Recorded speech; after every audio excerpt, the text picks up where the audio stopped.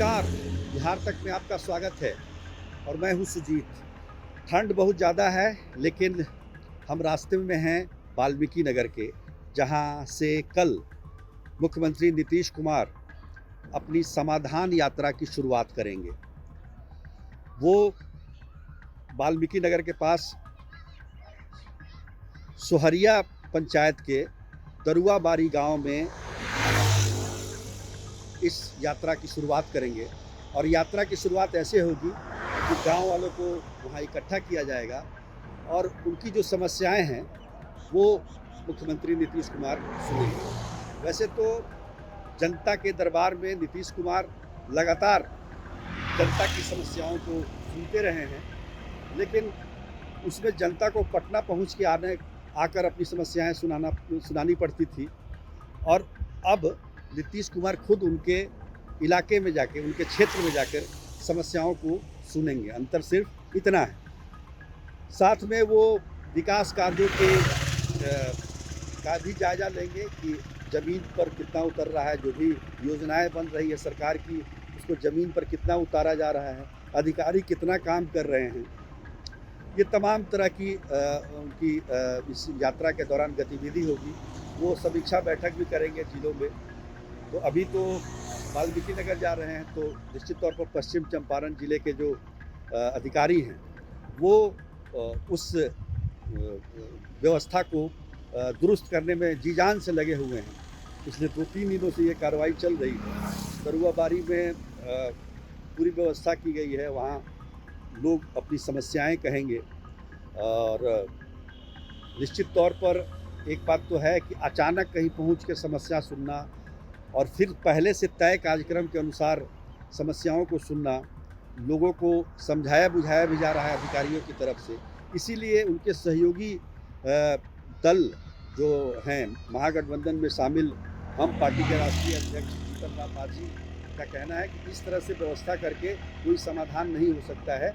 अचानक नीतीश कुमार को, यानी कि मुख्यमंत्री को भेष बदलकर जनता के बीच जाना चाहिए, उनकी समस्याओं को सुनना चाहिए। निश्चित तौर पर सरकार तो बहुत सारी योजनाएं बनाती है, लेकिन वो धरातल पर कितना उतर पाता है और उनके उतारने का काम अधिकारियों का होता है। तो निश्चित तौर पर कोई भी अधिकारी ये नहीं चाहेगा कि उनका जो काम है उसकी कोई शिकायत करे, और इसके लिए पहले से ही व्यवस्था कर ली जाती है। तो निश्चित तौर पर जो वस्तुतः स्थिति है, जो हम कह सकते हैं कि ज़मीन पर जो स्थिति है, वो उसकी जानकारी ढंग से पहुंच पाएगी कि नहीं मुख्यमंत्री तक, ये एक संशय का विषय है।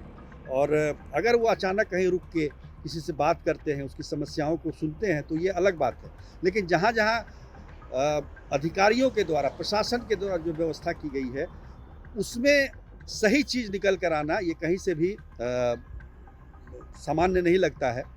और खैर, ये समाधान यात्रा की शुरुआत हो रही है, 14वीं यात्रा है इनकी। इससे पहले 13 यात्राएं कर चुके हैं। आखिरी यात्रा जो पिछले साल उन्होंने की थी वो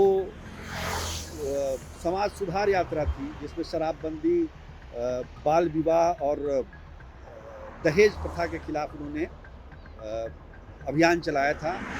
समाज को जागरूक करने की कोशिश की थी। ये अलग बात है कि उनके इस अभियान का कितना फ़ायदा हुआ लोगों को। पर समाधान यात्रा को लेकर कई तरह की बातें हो रही हैं। हमने आपको सुनाया कि जीतन राम मांझी क्या कहते हैं। उनका कहना है कि इससे कोई फ़ायदा नहीं होने वाला है। कुछ दिन पहले उसी गठबंधन के साथ आरजेडी के प्रदेश अध्यक्ष जगदानंद सिंह ने भी कहा कि यात्राओं से कोई लाभ नहीं होता।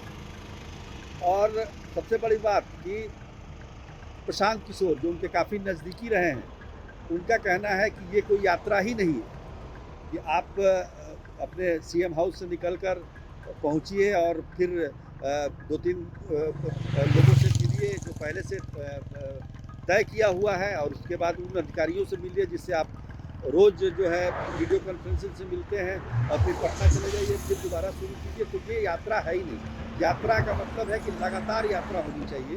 तो तमाम तरह की बातें इस यात्रा को लेकर हो रही है। चूँकि ये मौसम यात्राओं का है और राहुल गांधी यात्रा कर रहे हैं, भारत जोड़ो यात्रा, उनका एक भाग जो है, एक अलग पार्ट बिहार में भी कल से शुरू हो रहा है, बांका से भारत जोड़ो यात्रा का पार्ट जिसमें कांग्रेस के जो अध्यक्ष हैं मल्लिकार्जुन खड़गे वो शामिल होंगे बांका से।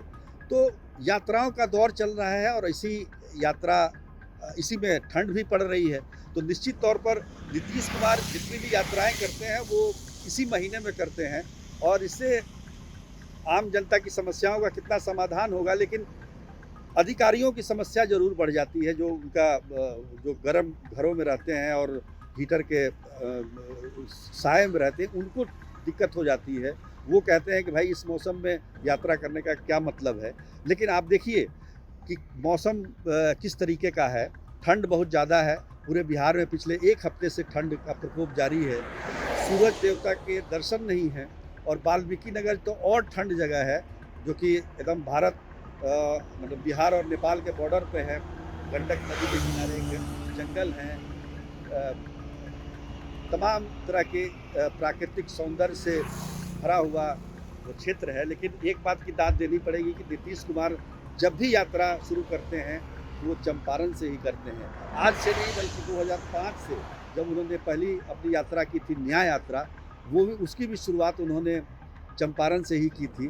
तो निश्चित तौर पर चंपारण के लिए उनकी यात्रा हमेशा अहम होती है और अब देखिए यात्रा में क्या निकल कर आता है, कितनी समस्याओं का समाधान हो पाता है जनता की, ये देखना बाकी होगा, या फिर ये भी उसी यात्रा की तरह हो जाएगी जैसे पहले हुआ करती थी।